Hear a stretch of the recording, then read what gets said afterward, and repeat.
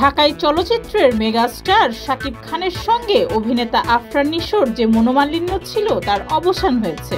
গতকাল রাতে শাকিবের অফিসে যান নিশো। জানা গেছে শাকিব খানের অফিসে গিয়েই সেখানে ক্ষমা চান নিশো। এরপর দুইজন কয়েক ঘন্টা ধরে সিনেমা নিয়ে আলাপ আলোচনা করেন।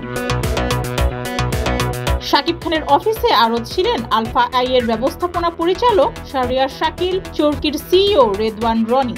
রাত 12:30টার দিকে প্রযোজক শাহরিয়ার শাকিল, রেদওয়ান রনি প্রত্যেকে তাদের ফেসবুকে শাকিব নিশো সহ একত্রে গলাগলি করে একটি ছবি পোস্ট করেন, যেখানে ক্যাপশন লিখেন ব্রাদার্স। তবে তাৎক্ষণিকভাবে কারো কোনো মন্তব্য পাওয়া যায়নি।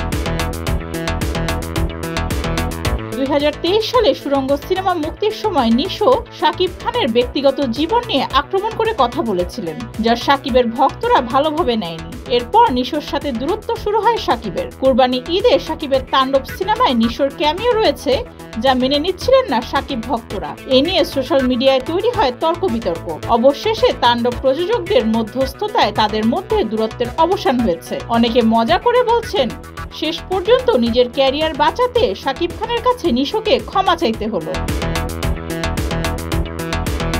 নিশোর পাশে শাকিবকে দেখে অনেকেই মনে করছেন দুজনের মনোমালিন্যের অবসান হয়েছে। আবার অনেকে মন্তব্য করছেন ছবিটি কৃত্রিম বুদ্ধিমত্তা দিয়ে তৈরি।